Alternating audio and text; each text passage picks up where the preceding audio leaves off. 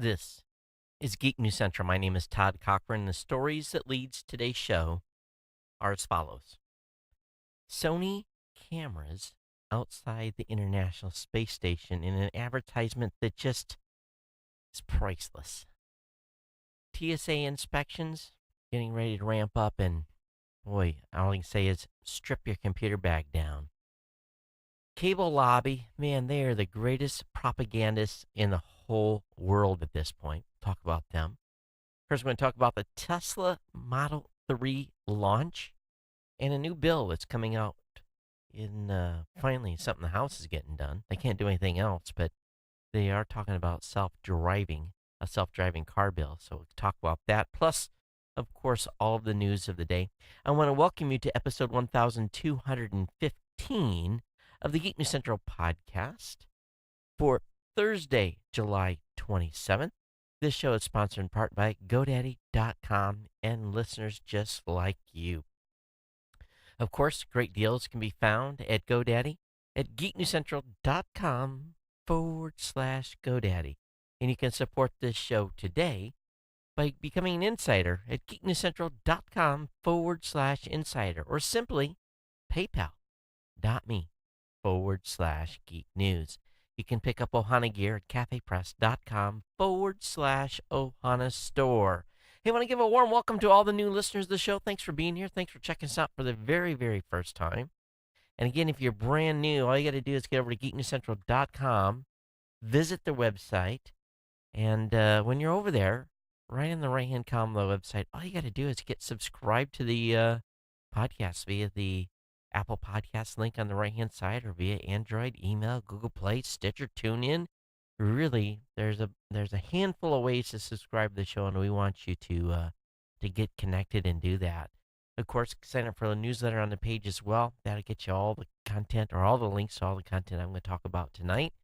The newsletter is not something where we're going to spam you. You get one email post-show that, again, has everything that's exactly in the show notes at geeknewscentral.com, so you can grab it there as well. But I got a great show lined up for you tonight for all of you that have tuned in. And for those of you who are live, thanks for being here. Those of you that are listening on demand or have subscribed, we appreciate you being here. Of course, all of the Ohana. Warm welcome to the Ohana.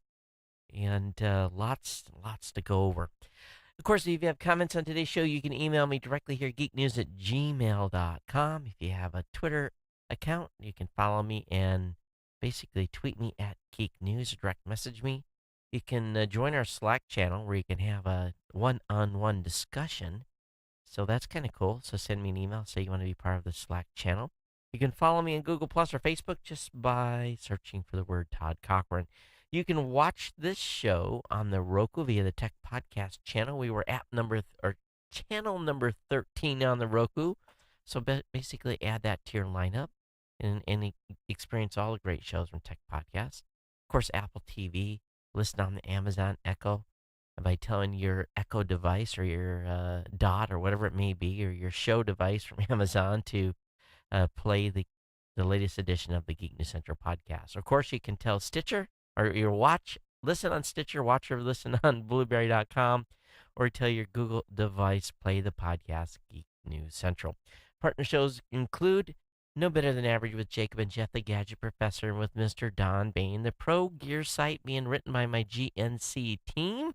We've got the New Media Show with Rob Greenlee and I, and of course the Podcast Legend Show that I do periodically that I am way behind in getting a new episode together. It just seems like that is a thing that keeps falling off the edge.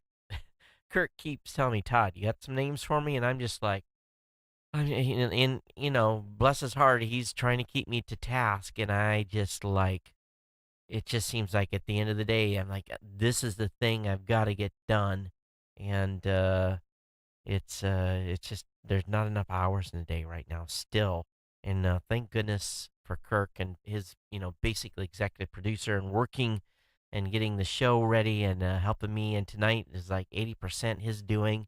But nice job putting the show together. So we got a lot to talk about tonight on the show. But all that would not be possible without our good friends over at GoDaddy.com. And really, GoDaddy is why the lights are still on here, why we're able to do what we do. And we want you to visit GoDaddy's page on Geek News Central's website by going to geeknewscentral.com/GoDaddy. Use one of my codes. Share it with a friend. Share it with a family member. We want these codes to be proliferated within the Ohana sphere, within our audience, so that we can continue to pay the car insurance, put food on the table, all that stuff. Matter of fact, my car insurance went up. So much for Geico saving you 15%. But anyway, definitely 30% of new product purchases, 99cent.coms, and that's a one-time dealio. You can use that .com once, that promo code with your user account. $1 a month economy hosting for the first 12 months with a free domain. $1 a month managed WordPress hosting for the first year. Again, $12 with a free domain. And of course, the 1 month free trial of GoDaddy Website Builder. Now, as a reminder, when you get to the checkout counter, what GoDaddy will often do, and this is something that just irritates me just a little bit, is if you sign up for a hosting account, they will get you the checkout counter and have 36 months or a 3-year selection there. And you're going to notice it's going to be $12 plus 2 years of additional service. All you got to do is change from the 3-year to the 1 year, and you'll get the $12 deal. So if you get to the checkout counter, you're like, whoa, whoa, whoa, whoa, what's going on? How come this is a much bigger price than what Todd said it was going to be? It's because of the multiplier. And if you want to get the 2-year thing, that's fine too. We appreciate it when you do that. But we want you to take advantage of that deal, especially if you're starting a new website, you've got a domain, you want to try something. This is a good opportunity at that $12 level to experiment, to put up a site and see if you can get some traction on something, or, something you don't have to work too hard at the first couple of months. I've got all kinds of those websites all over the place that I've done that have been went the way of the dinosaur. Because you think you have a good idea, then you just don't have enough time to execute on. That's why I have almost 400 domains. So anyway, that's where we're at, and it's from a sponsorship standpoint. So we want to thank GoDaddy for being here. And did you guys see it? The stupid thing walked. Those of you watching, you have to see my. I have no idea why that thing is moving. Very irritating. Anyway, geeknewscentral.com/go. See how easily I get distracted? Oh my gosh. It's when I'm doing the video, I look over and I see something, and then it's just like I get completely scope locked on it, and you guys suffer because of it. Hey, want to welcome Mike to the show. Oh yeah, Mike, we're going to talk about the Sony A7 here in a second. Pretty incredible news coming out. But just real quick before we get into that stack of stuff tonight. Yesterday, and I'm back down to 192, 191. I've gotten the weight off. That came up pretty easy from what I gained on the road. And so, I'm on the precipice of being under 190, but I had a workout yesterday. Now, fellas, have you ever gotten a fist fight and just absolutely got your butt whooped? I can't say that maybe when I was in 5th grade or something like that, I was in a fist fight and lost. But, I learned from that and have, stayed away from situations that would result in fisticuffs. But anyone that has been in a fist fight and lost, you usually are pretty sore the next day or even that evening. I absolutely got my butt kicked. I had a great workout, and I got done, and I'm just kind of like cleaning the machine up, and even the one of the guys at the gym's like, "Dude, you were like cranking tonight," and I'm like, "Yeah." I'm watching my heart rate, keeping it from going, explosive. That's what you got to do when you're 53. You got to look at the old Apple Watch and make sure that you're not going to blow the ticker out. The body wants to go harder than the heart can handle. So, I have to do like this, but I was like on it. And I walked in the house last night and my wife is like looking at me. She's like, good workout. I'm drenched from top. I'm like, yeah, that was a good one. But so yeah, it was a good workout. Hey, podcast award nominations are closing in just 4 days. So amazing how many people have continued to register their shows, even the final days to be nominated. It kind of blows me away, and we'll see what happens on the 31st. The rules were very clear. When the nominations close. So if they think they can make up the ground in the last 4 or 5 days, good luck to them. But also preparing for podcast movement, and how I prepare. I don't know how you all do it. I speak at events, and I have to put in a topic months in advance. And you're on this mindset of what you want to talk about, but you got to plan for like 6 months in advance. And so I kind of knew what I wanted to talk about this year at Podcast Movement, and submitted this piece, got picked to speak. And now for the last 2 weeks in my head, I've been working through the how I want to step through um, this presentation. And my way of really kind of getting that together is I just write talking points on a notepad or type it on a notepad, and I kind of build like this montage of topics, and then I have to go through and organize it and put it in a PowerPoint and all that. And I don't know how you all do it, but I have a very unique way of putting together um, presentations. So I'm just about ready to lay down my first roll of this. And my presentations usually are fast paced. I'm maybe 40, 50 slides, but I'm boom, boom, boom, boom through them as I'm talking. And that's kind of how I rocket through a presentation, but get all the main points. So, how do you do it? If you have a presentation you got to make in front of a big audience. So, I've been preparing for that mentally, and we'll start putting the slides together here in the next couple of days. My Blueberry team, dev team's been at the AWS conference in Chicago, and they just like on Slack hit me, bing, bing, bing, bing, an idea, an idea, idea, an idea. I'm like, boy, if you guys could code as fast as the ideas come out, we would be like, woohoo! We'd be way ahead. And finally, here at the Ohana at the Cochran household, my 21-year-old and 19-year-old are literally killing me. I will be relatively quiet saying this, but oh my goodness, it is going to come to a head here soon. And that's all I'm going to say on that. I'll backfill you guys later, but I think it's time for them to find a new place to live. In Hawaii, it's much more difficult to kick them out because it's so expensive to live out in town. But I'm like, time to go find about 5 roommates and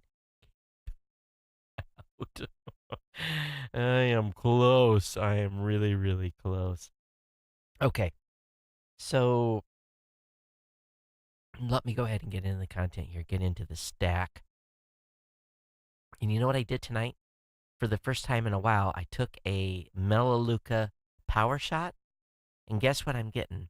A runny nose. So it tells me this is wherein lies my issue, and yet in the sniffles during the show, I kind of suspected it because I was cool because I haven't been using a power shot the last 2, 3, 4 shows. I did one tonight because I've had a really rough day, and was at the end of I'm here. It's already 8:21 Hawaiian time, and I can start to feel my nose run. So I'm gonna have to change up and find something else to power boost on. Even though I like them because you don't really crash too big coming off these. Okay, so let's talk about Sony. Sony has revealed some dazzling 4K video shot by its low-light champ, the A7S II, aboard the International Space Station. Now, first of all, when you hear something like that, that's like they got a camera on the International Space Station, and you're thinking, awesome, right? You're immediately getting very excited because you're gonna see some cool images. And if I didn't have such an investment already in Canon, I would be using and I would switch to these Canon A7 cameras. But not only do they have one in the oh no, let me use the right phrase. They have one on the International Space Station outside, and it's on a little rotator dealio, and they can change its position, and they're able to do snaps and video, and they have released some nighttime 4K video that shows Washington D.C. up through New York, Portland, going up the eastern seaboard, and this video is dazzling. So if you have a 4K monitor at home and you go on YouTube and you watch this and you blow it up to 4K, wow, really, really awesome, and huge advertisement. Now it's currently perched on the Japanese module. It's on the Japanese experimental module on an outside resource platform called the Kibo. And let me show you what it's. You talk about the engineers doing a good job. They got this thing shoved into a very narrow case, and they've got a little heater in there to keep the camera warm, and also a radiator to cool. It goes from hot to cold because of and they have to keep the camera within the operating spec. And but anyway, awesome, very very awesome what they have done. But they say using the previous system, we couldn't even consider shooting at night, which comes around every 45 minutes. Now, while it doesn't produce ultra high raw images like the Red camera, the compressed images can be transmitted directly back to Earth, and the 4K video quality, as you can see below, is well, you can watch in the video, is pretty awesome. So, uh, this is if you are thinking about a DSLR and you haven't invested the big cash to get there, um, this is a worthy a camera to look at. In fact, all these new 4K high shutter, well, there's no shutter, shutterless DSLR is pretty awesome. So anyway, link will be up in the show notes for y'all to check that out. Hey, I want to talk a little bit about TSA. TSA. I've spent the money, got fingerprinted, did the interview, so I get TSA pre in airports that have it, and it is if even if you travel just a couple of times a year, it's really worth it because you usually get through the line faster. You don't have to take off your shoes. You don't have to take off your belt unless you got one of those like big cowboy belt buckles. You can get through. You don't have to unpack your computer bag, and I've learned how to pack my computer bag to the point where it maybe only gets pulled off and has to be secondary screen like maybe 1 out of 10 times. And considering how much stuff I carry in my bag, that's incredible because I usually travel with 2 computers, an iPad, an Android tablet, a couple of batteries. Of course, I'll have 2 power supplies. I'll have all my extra podcast gear, gadgets, adapters, my Amazon Fire. It's got a density to it that is pretty thick. So I try to position everything in multi pockets to be able to kind of get this, enough separation so that the guy can use the X-ray machine to get a good view. And I've learned also laying the bag a certain way, going through the X-ray machine helps them see better as well. Well, I'm cool. I can get through usually pretty quickly. But the TSA is implementing a new carry-on screening procedure for electronics that will affect anyone flying to, from, or within the United States. The move comes after extensive testing in 10 major airports around the country with the goal of improving security to stay ahead of the emerging threats to aviation safety. As explained in official press release, the new security measures will require TSA agents to scan smaller electronics in the same way they screen laptops. So you know now, if you're not TSA pre, when you go to the TSA line and go through security, you have to take your laptop out, put it in a bucket, and it has to be, there can be nothing else in there. You can't put a belt on it, you can't put shoes on it, nothing. It has to go through by itself. So if you have a 15-inch laptop or bigger, there might be room to put one more thing in there. But usually there's no room left. So what you're going to need now is you're going to have your bag, your carry-on. Maybe, okay, if you're one of those folks that don't check a bag, so you're going to have your carry-on bag that you're going to have to shove through. You're going to have your shoulder bag, which may be a backpack, that you're going to have to unpack. You're going to have to take your laptop out. You're going to have to take your tablet out. Again, anything bigger than a cell phone, and put those in separate bins so they don't stack on top of one another. So you may end up with 4 items going through the x-ray machine. Whereas before, you maybe only had to have 3 because you'd have your carry-on, your backpack, and the bag or the bin that has your laptop. Okay, now if you have to take your shoes off, take your belt off. Now, those of you that don't travel very much, you don't have to put your shoes in a bin. It will come out the other side. So what I always do is I roll my belt up real tight, and I stick that in my backpack if I have one. If I know my belt buckle is going to set the security screen off. But if you're a frequent flyer here, like me, that packs a lot of electronics, and you don't have TSA pre, you're going to be cussing. You're going to be pissed. And sometimes I travel with 2 Android tablets. Depends on what we got going on. I'm often testing for my dev team. Can you look at this with this Android tablet? Can you look at this with this one? Can you use your cell phone? Can you use your Android phone? So, I'm just carrying a lot of devices, more than the normal Joe. So if you're like me and you're not TSA pre, this is coming. All right? So just be aware you're going to have to make this change, okay?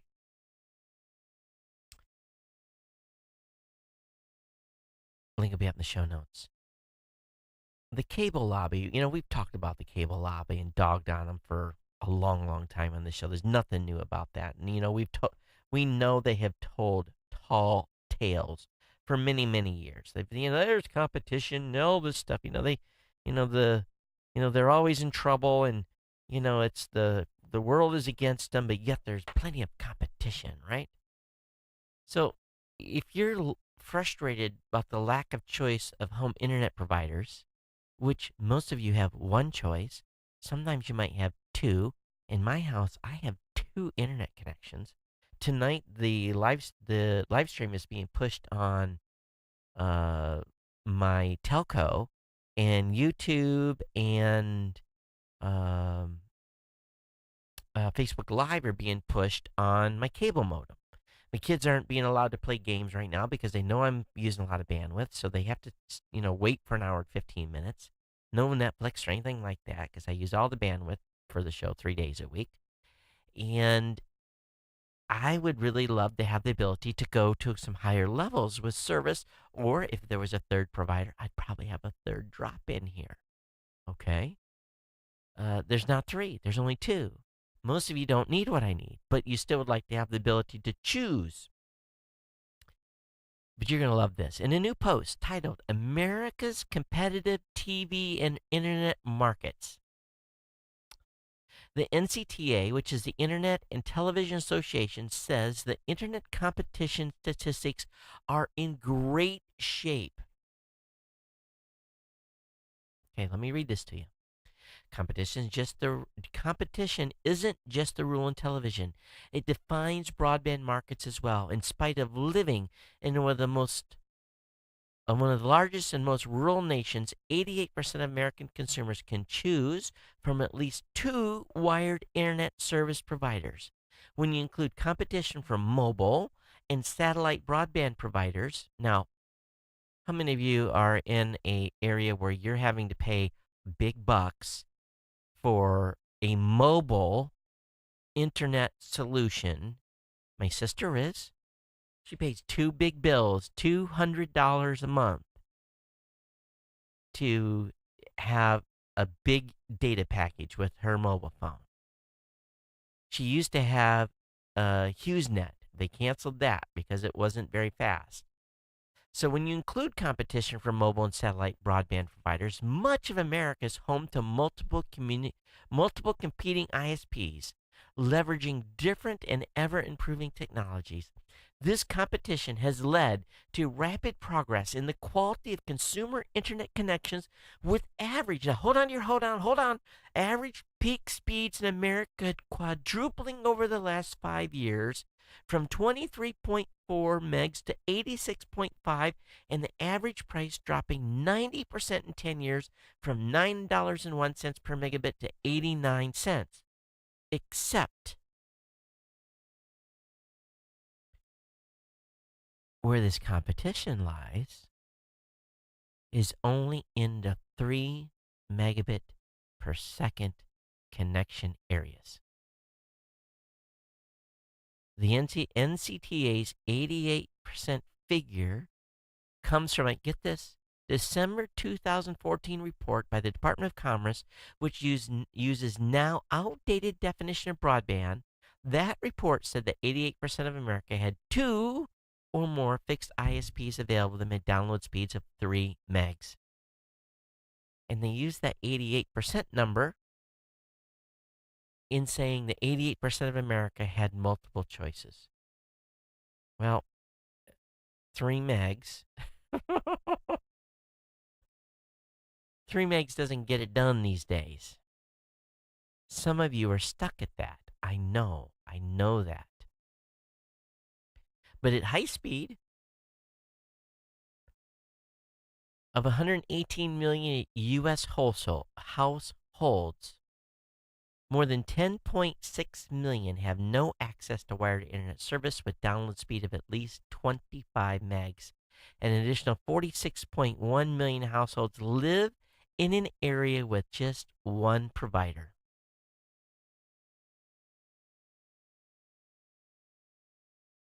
But yet, the FCC thinks there's plenty of competition in America today.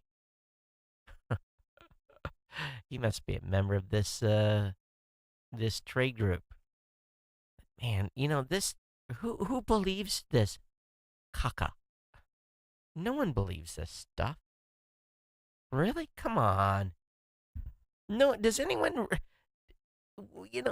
I know when I go to my sister's place, I'm on DSL, not DSL. I'm on MiFi.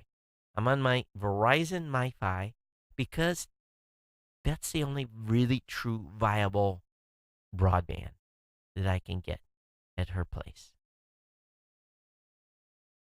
And believe me, and I feel those of you that are part of this Ohana that are in those areas that have shitty broadband, I feel for you. I really, really do. I've always told my mom, I said, if I ever come back to live in Michigan, which, I'd really love to, if I ever come back, I just don't see how I could live day to day in the country. I would have to be somewhere close to someplace where I could get that, the internet fix, that high-speed fix. Even if I had a studio someplace I could go into during the day, I don't know. It'd be really, really tough. Become so dependent on broadband and Netflix and, all this, have all this media at my fingertips, right? I'm a spoiled baby. I really am. So, it would be hard. But when you haven't had it, you're not used to it. So, okay, moving on here. Tesla's Model 3 is here on Friday night. They're holding a big party, and staff and a few invited guests, mostly Tesla owners who've referred other buyers to the brand, and they will have hand over the first Model 30 Model 3S, and first 30 cars They're going to Tesla and SpaceX staff who are likely to be more tolerant of any early manufacturing bugs. There's been some spicy pics of Model 3 testing in the wild. So they're going to have a live stream event so you can start watching at 8:45 p.m. Pacific. And so the first owners are getting their cars. Fantastic. Did you pre-order Model 3? I want to hear from you. If you're part of the Ohana and you've ordered a Model 3, I want to know. My niece needs a very good self-driving vehicle, but she can't afford by any means the Big Mac Daddy. But she wants, and I think Model 3 is what she should get, but she's not in line to get one, so it's probably a couple years before she could even consider. And with with her, she just needs a little bit of assistance with the car because of some of the stuff that happened to her in the accident. She can drive, but it'd be nice for her to be able to get on the highway and I have the car auto drive for her. At the same time, the U.S. Last month, the Senate committee created a proposal to allow autonomous vehicles onto the roads. Now that bill has hit the House of Representatives, and supposedly a bipartisan Energy and Commerce Committee voted to send it along to the full chamber. It's called the Safely Ensuring Lives in Future Deployment and Research in Vehicle Evolution Act, where self-drive is allowing companies like Uber and Google to test up to 100,000 autonomous vehicles across the country. So this could come. This could come this year, I hope. So, they can't get anything else done. They're tripping over themselves over there, and they just want to fight each other. So maybe they'll get this done. I don't know. It's just fire them all. That continues to be my mantra. Fire them all, and maybe we'll get something done for the American public. Okay, let's talk about global apps. And this is a new site. I've never read this site before. It's from AppAnnie.com. And with quarter two 2017 now in the books, they went over the data for the last quarter, and basically global app downloads reached 25 billion downloads across iOS and Google in quarter two 2017, with downloads growing at a rate of 15% year over year and spanning nearly every industry. Mobile apps are an indispensable part of consumers' lives. How many apps do you use on a regular basis? Maybe 10? So, but emerging markets, of course, are driving Google Play downloads, and that should not be a surprise because Android devices are, you know, much more proliferation throughout the world than iPhones are. So, Google still needs a dedicated podcast app, but I don't know if they'll ever make one. Apple should just release one and upset the apple cart a little bit. Okay, a Russian. No, didn't collude with you with the White House, but a Russian has been charged with over $4 billion in Bitcoin laundering scheme. The U.S. Department of Justice has charged a Russian Bitcoin exchange operator with 17 counts of laundering up to $4 billion since 2011. Alexander Vinik was arrested earlier this week by Greek police, and shortly afterwards, security firms Wizik identified him as the prime suspect in the infamous 480 million Mt. Gox hack. BTCE was an international money laundering scheme that, by virtue of its business, catered to criminals and to cyber criminals in particular. The DOJ indictment reads. Now, because Greece has a long-standing extradition treaty with the United States, he's probably going to be back in the United States facing charges. And but anyway, they're negotiating for his extradition, and he faces a $12 million fine and 55 years in prison. I need a sneeze button. That's something we've never had here at the show. But if you can't do the time, don't do the crime. Over 1 million Americans quit Twitter in just 3 months. I'm not surprised. Twitter is just as a big a cesspool these days as sometimes Facebook is. And but Twitter managed again. Now, how do companies continue to do this? Lose $116 million in this quarter, a little more than 107 million it lost this time last year. If you compare it with the 535 million it pulled in, now you're pulling in 535 million dollars. How can you have spent 642 million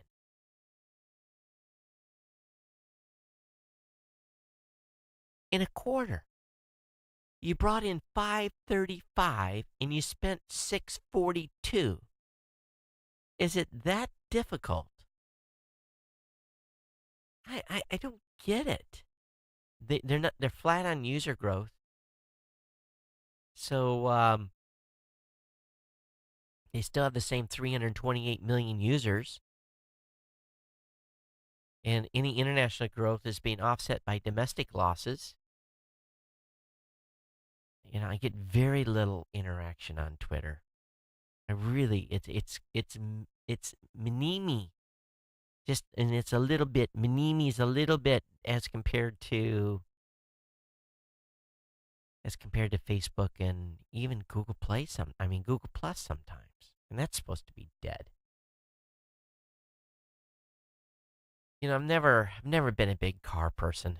The first nice luxury car I bought was my Mazda CX-9 in 2009, and I'm still driving it.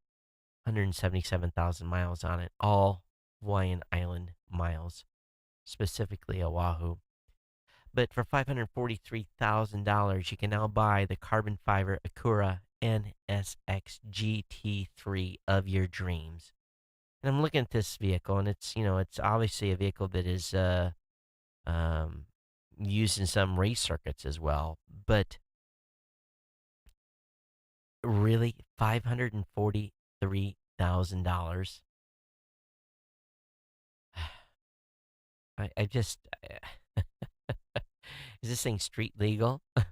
I guess it is, but you know, people have more money than common sense that buy these things. They're in a whole different league financially. Really, my dream is to own you know a Tesla and be able to spend $120,000 on one, but it's not happening right now, folks. It is no way.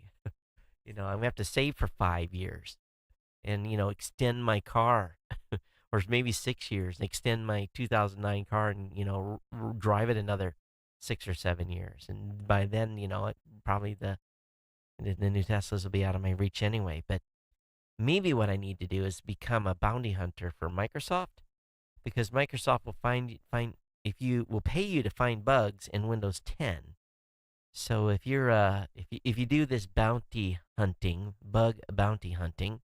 they got some specific things. They're willing to pay some huge, huge, huge money, up to $100,000 for an individual bug in Windows 8. But now they're bumping the maximum payout to $250,000. Now this is reserved for the most critical bugs, with the payouts for less serious bugs starting at a measly $500. But to be honest, the bounty program isn't intended for the likes of you and I. Instead, so many of the big name bounty is designed for professional security folks. But it would pay off if you are able to find one. Well, yesterday we almost got schwacked. A plane-sized asteroid buzzed by the Earth undetected. It was already by us and gone before they said, "Oh, what was that?" An asteroid about as long as a 737 passenger jet, or about 3 times the size of the one that came in over Russia recently.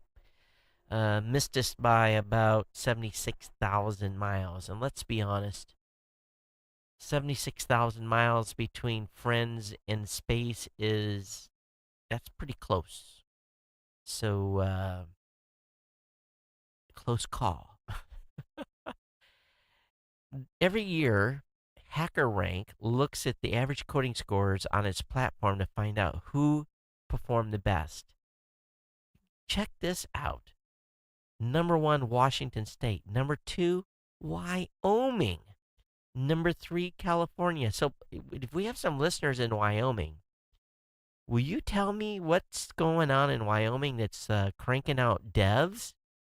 Is this like the secret hidden developer space? What's the story there? Now, 450,000 devs took this hacker rank challenge, so it's a pretty good sampling. I don't know how many actually were out of Wyoming, but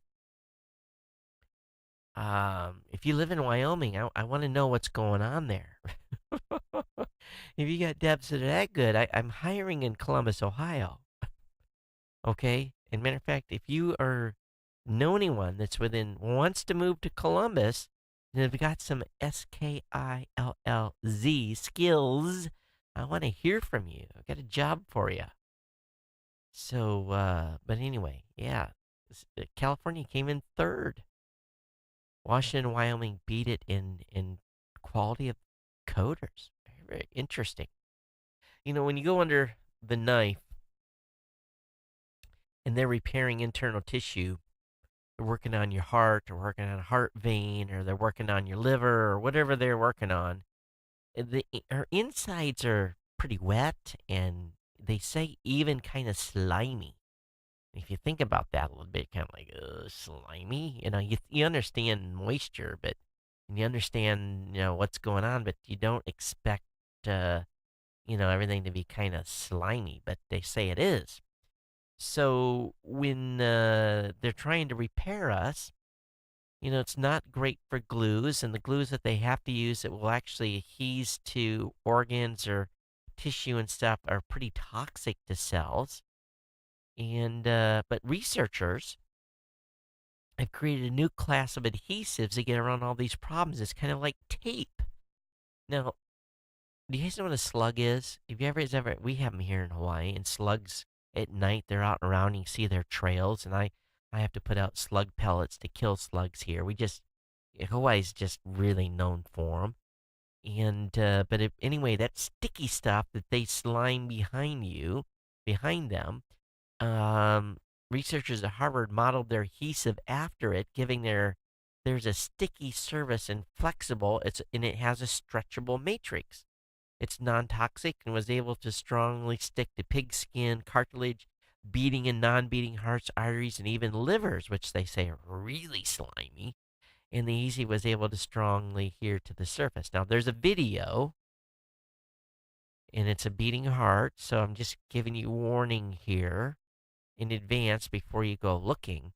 But it's many, many years before this is going to be approved for any type of surgery. But they might be taping us up soon instead of stitching us up. All right, Cortana's new Fitbit skill lets you log fitness progress with just your voice. And at its Builders Developer Conference earlier this year, and today it's adding Fitbit support. Cortana skills are similar to Amazon's own Alexa skills, allowing... Oh, she didn't react. Allowing Microsoft Digital Assistant to connect to third-party apps and services. So the skill works by saying, "Hey, Cortana, ask Fitbit how I'm doing today." And you can also ask how you slept and how much water you've consumed. How does it know how much water you've consumed? Don't you have to log that? It doesn't detect how much you've swallowed. So anyway, that's cool for those of you that have a Fitbit. More than 1 billion people are now using WhatsApp every day. I'm not a big WhatsApp user. I've loaded it on my device, but never really got into it. But overseas, it's really super popular. But 1 billion users now on WhatsApp. If you're looking for a drone, and I'll be honest, I'm going to give you here a little background. I have, matter of fact, let me tell you a little story. So I was at this party last week, Saturday. I have some friends that are leaving, a friend that's leaving Hawaii. He's been here many, many years. He's a Navy guy. And he is going to be moving to Maryland. Oh, I don't want to hear the Accra ad. All right, let me shut it off. So I took my drones to the party.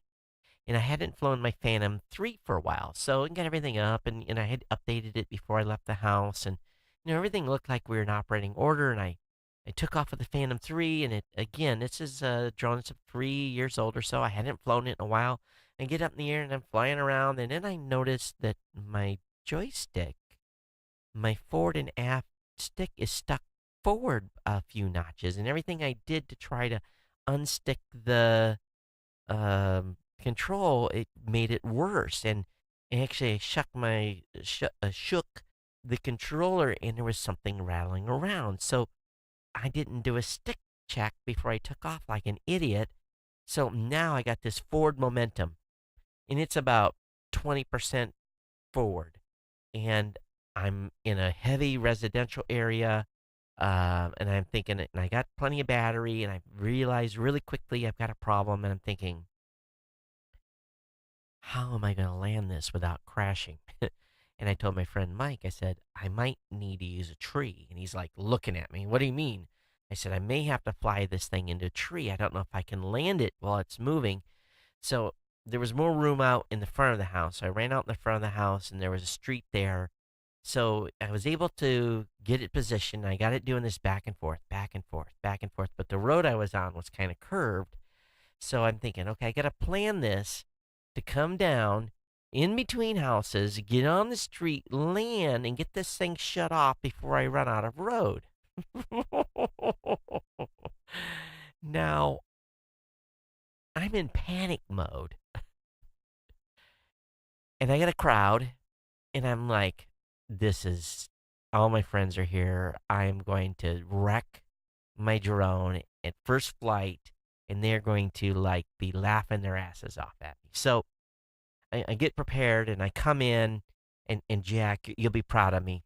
I brought it in, and I angled it so that I would try to land down on the far side of the road. And even though the road was kind of curved right there, I would be able to. And the drone's moving like 10 miles an hour. We're not anywhere near hover. And brought it in right over the top of a car, down, down, down, touched on got it on the ground. I'm like, okay, I'm down, I'm down.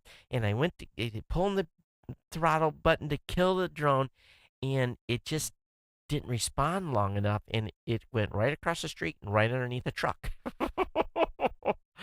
And it stopped. I mean, literally, like seconds before impacting the passenger front wheel on the inside. And everyone's like looking at me, and they're kind of like, okay, good job. You made that look good. And I'm thinking to myself, I did it. I got it down. Had to order a new controller for it. And so it arrived. I got to get synced up, and then we'll do the test flight of the Phantom 3 again and see if I can crash it. But if you're looking for a drone, the best drone you can buy right now, The Verge has an article out on it. I have the Spark, the new little one, and I'm going to be honest with you. It's fun, but the range on it and some of the Wi-Fi connection issues I've had with this drone, I'm not recommending it.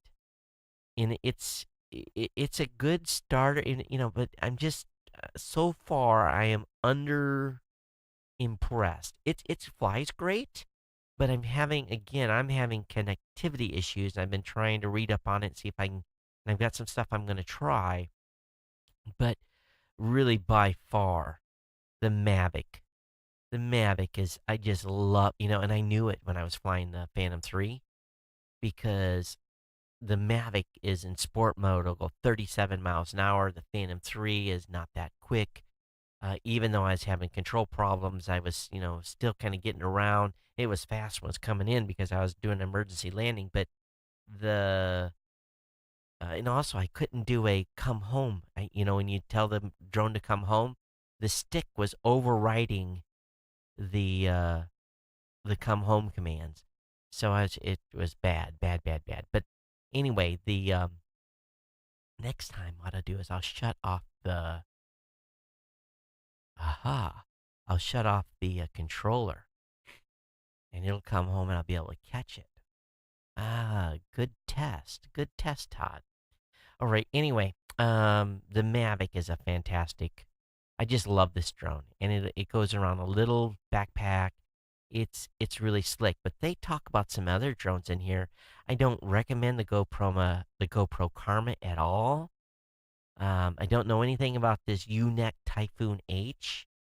I don't know anything about the Parrot Bebop 2. I just know that the GoPro Karma has got some really bad reviews, but the Mavic, if you can afford it, is good. The Spark is, relatively well, it's still about $500, but it's tiny and it doesn't have a very long range. So, what are you using? Do you have a different drone? You have a different company? What are you? And I'm having companies start sending me drones, and they're the cheap ones. So we'll see how they do.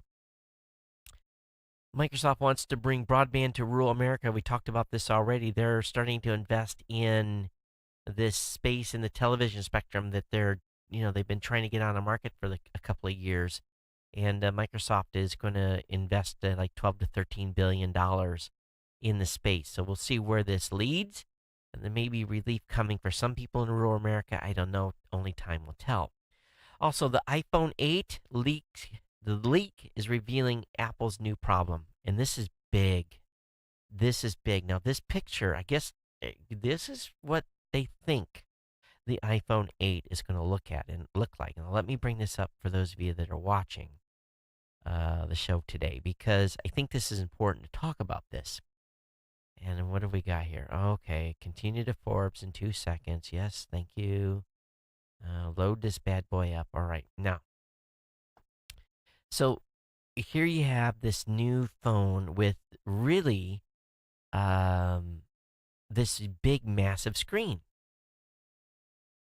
But they're saying that it's going to be significantly delayed, but they got some problems here. He said the iPhone 8 will not ship until the first quarter of 2018. It believes the white color option has been scrapped. And now listen to this. And Touch ID has been canceled, as it won't be included in the power button, and the chances of its inclusion in the screen seem to be low. The last of these will be particular alarm to iPhone fans, especially since the alternative would be a first-generation facial recognition technology called Face ID. Something Apple needs to prove is as quick and as convenient and secure as the much-loved Touch ID, especially in testing conditions like low light, bright sunlight, or when wearing sunglasses or contacts, a number which defeat the Galaxy S8. Now, do not if they do not allow us to unlock the phone with our finger, count me out. I don't know how I could upgrade. Who wants to hold their phone up to their face to unlock the phone? That's kind of stupid, right? You're in a meeting. What do you want to do? You want to unlock it underneath the table. Use your finger, right? You don't have to click a bunch of buttons. The problem is they want all glass. They don't want a button there. So they tried to put the button in the glass and have a tactile recognition in the glass, and they didn't get it done. If this turns out to be true, Apple, you've blown it. I just can't imagine not having the ability to unlock with a finger. It's become, synonymous with the phone. Sure, once in a while your phone gets sticky or your hand gets sticky and you have to put in the password, right? But that's not the norm. That blows. What do you think? geeknews@gmail.com. geeknews@gmail.com. All right, hey, Senate bill would stop police from obtaining emails and location data without a warrant. Bravo. This legislation today would expand privacy protection and stop law enforcement. And believe it or not, it was introduced by a Republican and a Democrat. Huh. Of course, all of us don't believe the federal government should have warrantless access to email just because they are 180 days old. We don't believe the government should be able to always should be able to always know where you are just because you're carrying a cell phone. It's long past time that Congress updated our federal laws to better protect our privacy. Let's get her done. Rolls Royce. Whenever I see a Rolls Royce, I want to, I think about that commercial past the Grey Poupon. And to be honest with you, I think Rolls Royces are about as ugly as a vehicle as one could possibly even consider having on the market. I look at these things and I'm like, you would expect to see like an 80-year-old guy driving this thing. This is not the type of car I want to get caught behind the wheel on. I can't afford one to begin with. But they're trying to become techie and get the you need to get out of here, bug flying across my screens. Um, they tried to get the inside looking modern, and I look at this and I'm like, I'm just like, are you kidding me? This thing, it is gaudy. They need John Ivy. You want to make this thing, you want to make this thing look nice? You need John Ivy to help you out. I'm looking at the inside of this thing, and it is just like, Ralph. you know, People that have a lot of money, that are rich, that can afford a Rolls Royce, they must lose all sense of taste. Let me drive my Mazda. You know, Come on. Eh, would if you guys go look at this Rolls Royce, look at the inside, and just tell me if that doesn't look like it's something out of like a 1970s vehicle. Oh man. Hey, I got my Windows 10 Creator update. It installed here a couple of days ago on my primary machine in front of me. How many of you got it? Have you noticed any differences? How's it working? I know they tried to force mail on me. I took that off. I unpinned that from the dashboard. So there's a few things I've noticed, but so far it's been basically the same type of experience. But if you haven't got it yet, it's being shoveled out. Also, SpaceX got some cash, and they've got a new valuation. According to the New York Times, SpaceX recently raised another $350 million in additional funding. And during this process, the company was valued at $21 billion. This represents a significant increase from 2015 when Google and Fidelity invested a cool $1 billion in SpaceX, valuing the company at 12. So they're pretty big, ranking wise, from an IT company standpoint in the United States. So good on you there, Elon Musk, and keep doing what you're doing. Also, and we've talked about this Wi-Fi bug, but did you know it not only affected iPhones and Android, it also affected Android devices? So if you haven't had a patch lately, your phone can be hacked easily. All right, so you want to pay attention to this bug, and you want to make sure that you're getting the updates for your Android device, because if not, uh, someone can very, very easily own your phone just by touching your device with a Wi-Fi signal, okay? West Virginia's got a lot of problems. They're trying to improve broadband competition, but the incumbent ISPs are suing all new legislation that's made it through. There's a bill that they passed was House Bill 3093, known as the Broadband Bill.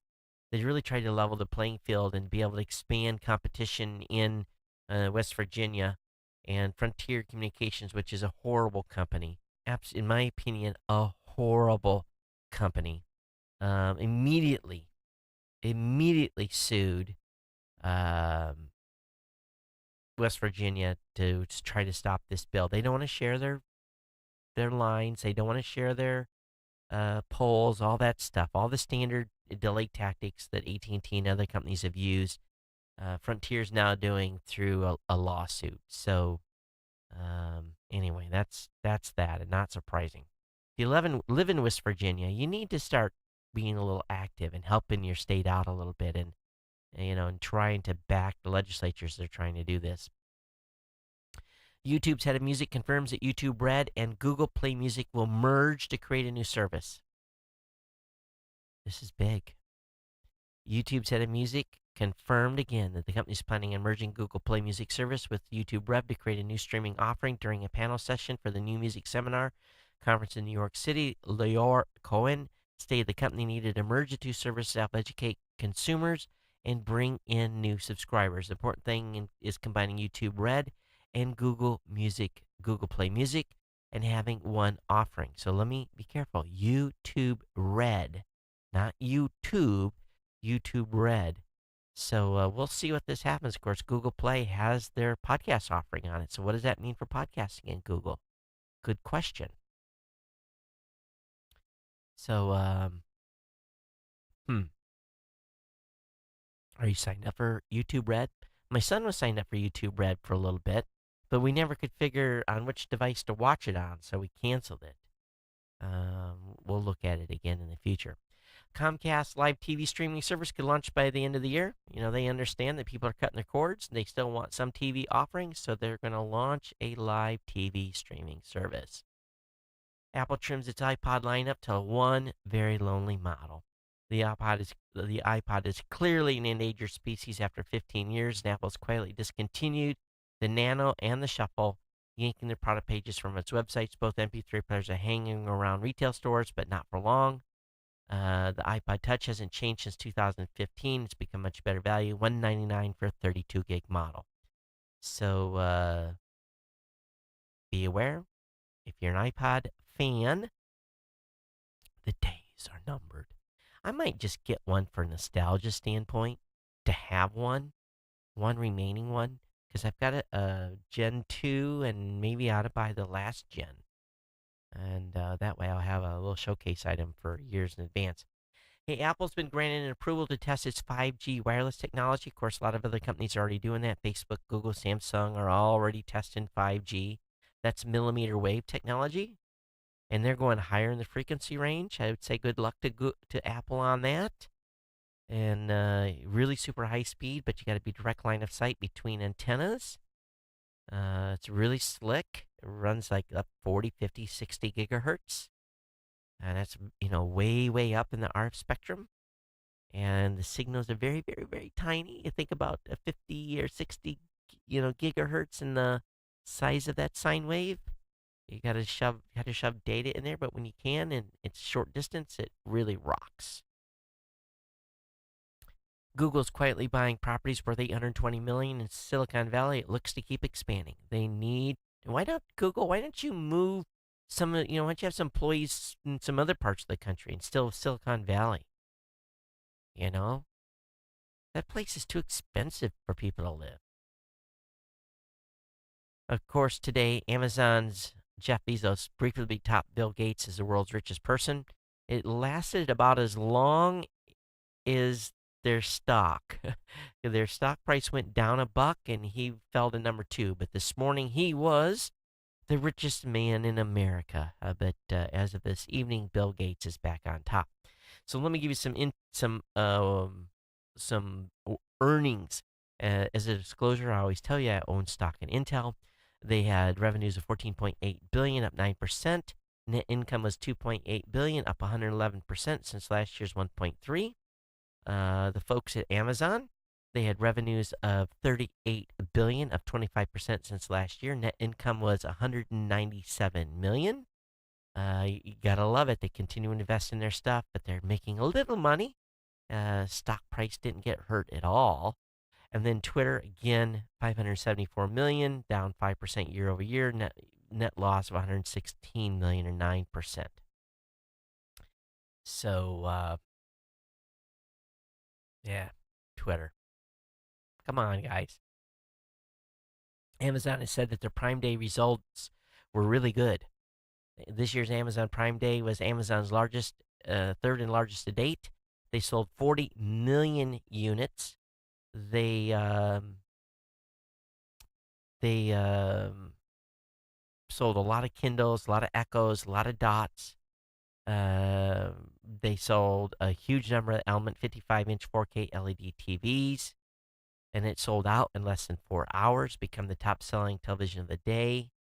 Um, they added a whole bunch of Prime members. So, I didn't buy anything during Prime Day. To be honest with you, nothing stuck out at me. It was just like, blah. In a weird move, Facebook wants to help new publishers sell subscriptions, but says it doesn't want to cut of the revenue. What's their play there? Does anybody still get magazines? I don't think I've read a print magazine. The ones I've seen are ones like I pick up at the library, or someone leaves something laying around. I don't have any. Well, I say that again. I get the aviation, a model aviation magazine. I get the American Legion magazine. I get a magazine from the NRA as part of my subscription, and I also get something from um, one other service related, the FRA. I get a magazine from the Fleet Reserve Association. So I get them, but usually I just thumb through them, and I really don't go into too much detail even on those. I do get a little bit of pleasure out of reading the amateur, the amateur flyer magazine. Sling's video production device can use DJI drones for footage, and I didn't pay too much attention to this when they announced this, but the Sling released earlier this year a multi-camera video production device called Sling Studio, and it allows you to juggle multiple feeds for live or edited video. And today they announced the platform will now be compatible with DJI drones, including models from Phantom, Inspire, and Matrix series. In other words, the upper end ones. Well, the Phantoms are not that upper end, but must be you can send video right to them. So pretty slick. What else have I got here? Hackers can turn the web-connected car washes into a horrible death trap. At the HackerCon convention, they basically showed how unsecure these these drive-through washing machine services are, and they were able to make the car washing service do all kinds of crazy things. The manufacturer of the software is really in damage control, and they are telling all their owners to put a firewall in front of them, change default passwords. Guess what the default password was? 1, 2, 3, 4, 5. And a lot of these folks were never changed the password. But I guess if you get in a car and you see the car wash thing start doing weird things, abandon ship.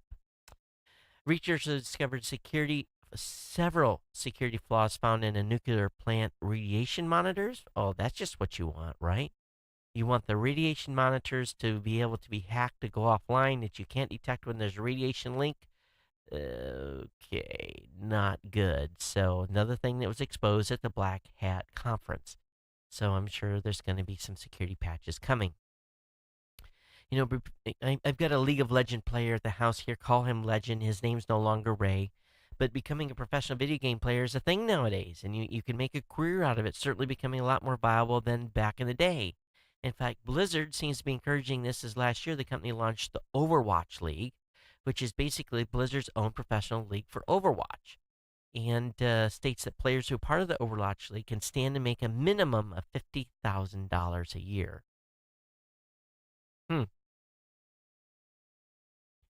So that's cool.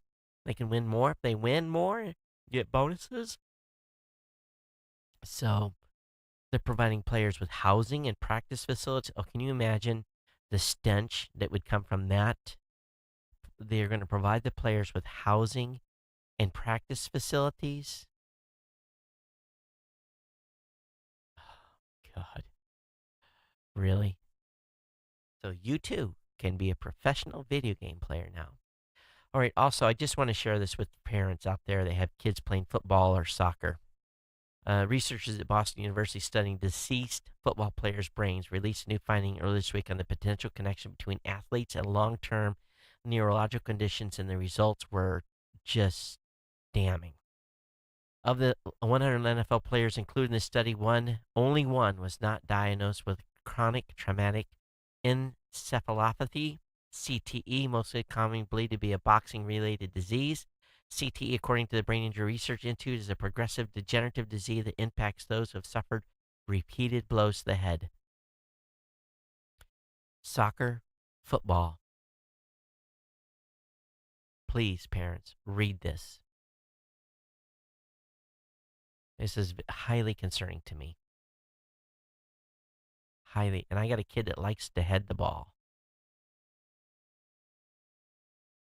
All right, I got two deal articles for you. Best deals of the day. Link will be up in the show notes. There's two of them. Everything from a lawnmower to a vacuum cleaner. By the way, I want to tell you guys something. I bought an Echo Weed Whip, electric powered, $249. I'll never buy another gas weed whip again. That's all I'm saying. Awesome. No stink, no noise, no fuel, just unadulterated hardcore power. It'll weed whip for an hour on a single battery. Also, if you want to look for a deal on Pixel phones, there's a few of them out there right now. I'll have that up in the link in the show notes too. All right, this is going to bring us to the end of the show. Let me go ahead and we actually made it an hour and 11 minutes. Look at that. Awesome. Okay, so let's see if I had an email that came in. Did I have any love? Well, yes, I think we did. I got an email from Robert. Hey, Robert is like Robert's been here for years. Robert, thanks for being part of the Ohana. He says, hey, Todd, I've been watching the iRobot Roomba technology for a couple of years. I finally got one in February of 16 when I saw they had one that was able to resume from where it left off, allowing to clean the entire floor of the house without having to move it manually from the room to room. It is the Model 980. That's one I was thinking about buying and works pretty well. If I was to do it again, I would get the same model rather than the even Model 960 in order to get 2 times the carpet cleaning mode. It does go from vinyl kitchen floor to the carpeted floors quite well. If it winds up with one wheel on one level and another one on another, it will rotate around to avoid getting stuck. It doesn't have any trouble with the area rugs, even the ones with fringe around the edge. Clothes lying on the floor will give it trouble, as do cables for the entertainment center if they aren't tucked against the wall. If there is a place where it has trouble, it comes with a couple of devices that create an invisible wall so it will avoid the trouble spots. As edge cleaning brush, it does follow-up pass to clean the edges. It works well picking up dog hair, but the bin needs to be emptied when it fills up. It has 2-pass mode that goes over the floor a second time. I have that in option enabled, but with running it once a week, 1 pass is probably good enough. The only thing I would change about it is I'd like to see it go around the floor the other direction on the second pass. I wouldn't leave it running while I was out of the house.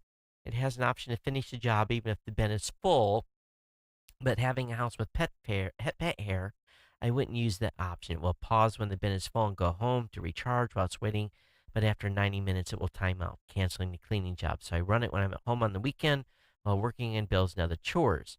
After a year and a half of use, I should have purchased a new filters for it, but I haven't. Before each use, I will clean the filter with a shop vac. Otherwise, I found there are a few cleaning cycles it starts to leave tufts of pet hair on the floor. The only thing I found in a house with pet hair is that when you take the bin out to empty it, you have to check inside the main part and sometimes clear out the extra pet hair out of there. Otherwise, after you've emptied it and replaced the bin, it doesn't always start back up to continue the job. Given the price of the equipment, I found a place for the base where it would not get something dropped on it or accidentally stepped on.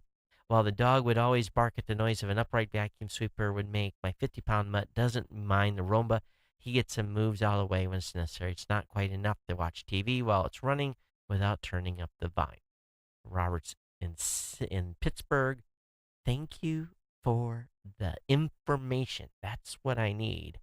So I'm going to have 2 young adults here. They're going to each chip in money, and the cat owner is going to chip in more because she refuses to do vacuuming every day to pick up the damn cat hair.